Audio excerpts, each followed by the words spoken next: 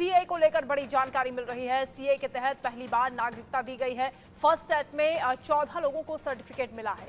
केंद्रीय गृह सचिव ने प्रमाण पत्र बांटे हैं और 11 मार्च 2024 को सीए लागू हुआ था, जिसके तहत ये नागरिकता अब लोगों को दी जा रही है। इसी पर हम चर्चा भी करेंगे। खास मेहमान हमारे साथ जुड़ गए हैं general VK Singh, Bharatiya Janata party के नेता भी हैं। स्वागत है आपका वीके सिंह जी। वीके सिंह जी, ये जो सीए लागू हुआ और उसके बाद पहली बार जो नागरिकता मिली है, उनके चेहरों पर खुशी साफ झलक रही है कि किस तरह वो संघर्ष कर रहे थे लगातार और अब जाकर उन्हें वो मौका मिला है जिसके तहत वो कह सकते हैं कि गर्व के साथ कि वो भारतीय है। कैसा महसूस करते हैं? देखिए, सीए के बारे में बहुत लोगों ने बहुत भ्रांतियां फैलाई, लोगों को गुमराह करने की कोशिश की। सीए का कानून जो है सिर्फ इसलिए बना कि जो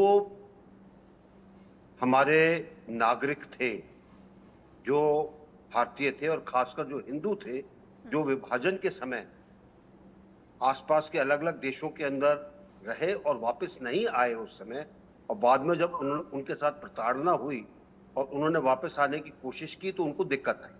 कुछ लोग जो आ गए उनको वो सब सुविधाएं नहीं मिली जो एक आम नागरिक को मिलनी चाहिए। तो सीए का कानून जो है उनकी मदद के लिए था और जैसा कि मैं खबरों में पढ़ रहा हूं, तकरीबन 300 के करीब लोगों को दी गई है, जिसमें 14 लोग दिल्ली से हैं। और जब आप इनके जिन लोगों ने इंटरव्यू किए उनको पढ़ते हैं तो उनको बहुत खुशी हो रही है कि अब वो एक आम नागरिक की तरह रह सकते हैं। स्कूलों में उनको पढ़ाई का एडमिशन मिल सकता है और कामों को आराम के साथ कर सकते हैं, क्योंकि अब उनके अंदर और एक आम नागरिक के अंदर कोई फर्क नहीं रहेगा। जी वीके सिंह जी, क्योंकि जो लोग सीए का विरोध कर रहे हैं या शुरुआत से ही जिन्होंने इसके खिलाफ आवाज उठाई, उन लोगों को अपने एक वोट बैंक की चिंता सताती रही है। कितना चुनौतीपूर्ण था ये फैसला, ये सोचकर कि बहुत से लोग इसका विरोध करने वाले हैं?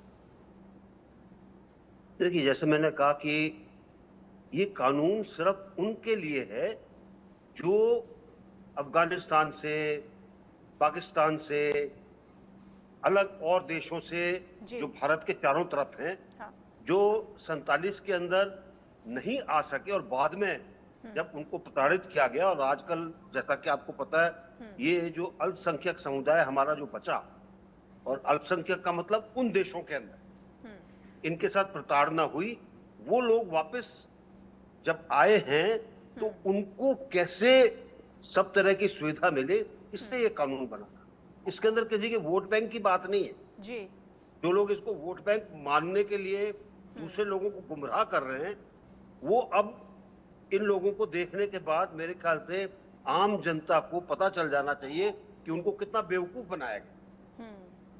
बिल्कुल, जो रिएक्शन सामने आ रहे हैं, जिन लोगों को नागरिकता मिली है, उससे साफ हो जाता है कि असल उनका जो दर्द था वो क्या था, वो तकलीफ को सरकार ने समझा है। लेकिन जो लोग शुरुआत से ही प्रोटेस्ट करते रहे, वो अभी भी, क्योंकि लोकसभा इलेक्शन चल रहा है, पश्चिम बंगाल में हम देख रहे हैं कि खुलेआम कहा जा रहा है कि सीए यहाँ पर लागू नहीं होने देंगे। उनको क्या जवाब होगा आपका? देखिए, पश्चिम बंगाल सरकार हर चीज उल्टा करती है। सीए क्या है भाई? जिन्होंने इन लोगों ने जो जैसा मैं इनका इंटरव्यू पढ़ रहा था, कुछ डॉक्यूमेंट मांगे जाते हैं इनसे कि कहां पर थे, किस प्रकार यहां पर आए, क्या कानूनी तरीके से आए, गैर कानूनी तरीके से आए, उन सबको लेकर जांच एजेंसियां उसकी जांच पड़ताल करती हैं। और उसके बाद जब उनको इस चीज के बारे में पाया जाता है कि ये हर चीज इनकी ठीक है, तो उनको नागरिकता मिलती है। अब पश्चिम बंगाल सरकार कहे कि जी जो भी आ गया उसको नागरिकता दे दो, वो गलत है। यानी घुसपैठियों में और शरणार्थियों में अंतर करना होगा, जिसे नहीं करना चाहते जानबूझकर, क्योंकि उन्हें वोट बैंक लुभाता है।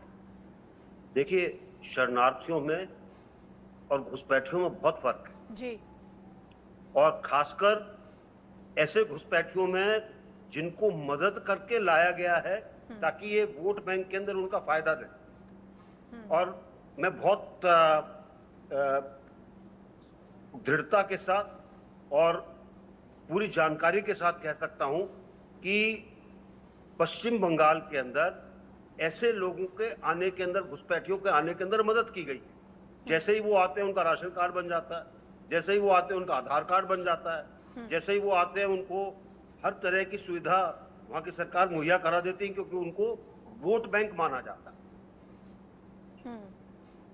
वोट बैंक की राजनीति, तुष्टीकरण की राजनीति खूब जोर शोर से हो रही है और पहले से चलती आई है, लेकिन अब क्योंकि सीए और एनआरसी को भी मिक्स करके कुछ लोगों को गुमराह करने की कोशिश की गई। कई कट्टरवादी नेताओं को हमने देखा जो धर्म के नाम पर एक ठेकेदार बनने की कोशिश करते हैं, वो लोगों को गुमराह करते हुए दिखाई दिए। आज क्योंकि सीए लागू होने के बाद अब नागरिकता भी लोगों को मिलनी शुरू हो गई है, तो ऐसे लोगों को क्या जवाब देना चाहेंगे आप? देखिए, दिक्कत नेताओं की नहीं है, दिक्कत जनता की भी है, जो इनके बहकावे में आ जाता है। जी, मैं तो यही अपील करूंगा, जो भी कोई नेता आपको कुछ बोलता है उसको नाप तो लीजिए। आप भाई सब्जी खरीदने जाते हो तो आप आलू भी खरीदते हो तो देख के खरीदते हो कि नहीं है? तो जो नेता ने बोल दिया आपको, अरे तुम्हारी नागरिकता खत्म हो जाएगी, तुमको कुछ नहीं मिलेगा, और ये नागरिकता का जो कानून है ये तुम्हारे बरखिलाफ है, अरे पहले सोच तो लो, उसके बारे में पता तो कर लो। बिल्कुल, ऐसे लोग जो लंबे समय से देश में रह रहे थे शरणार्थी के तौर पर, जिन्हें सुविधाओं का लाभ नहीं मिल पाता था, जो वंचित रह जाते थे, सरकार ने उन्हें मुख्य धारा से जोड़ने का काम किया इस नागरिकता के जरिए। वो तो खुश हैं, लेकिन शुरुआत में कितना चैलेंजिंग रहा ये स्टेप उठाना, उनके बारे में सोचना, क्योंकि पूर्व की सरकारों ने तो वैसा भी नहीं सोचा।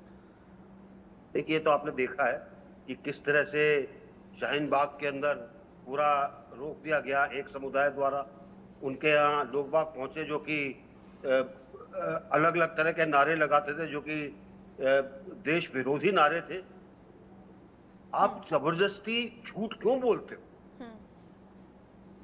तो ये हमारी एक विडंबना है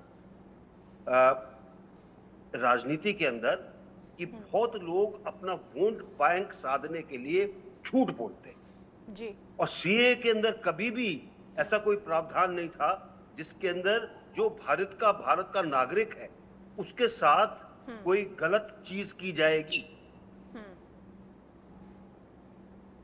एक लाइन ये भी चलाने की कोशिश की गई कि देखिए, मुस्लिमों के साथ भेदभाव हो रहा है, केवल हिंदू शरणार्थियों को यहाँ पर नागरिकता दी जा रही है।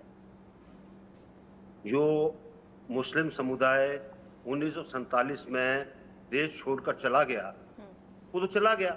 अब किस मुस्लिम के साथ अन्याय हो रहा है भाई? आप अगर सोचते हैं कि आपके साथ अन्याय हो रहा है तो आप क्या आप छोड़ के जाना चाहते हैं क्या?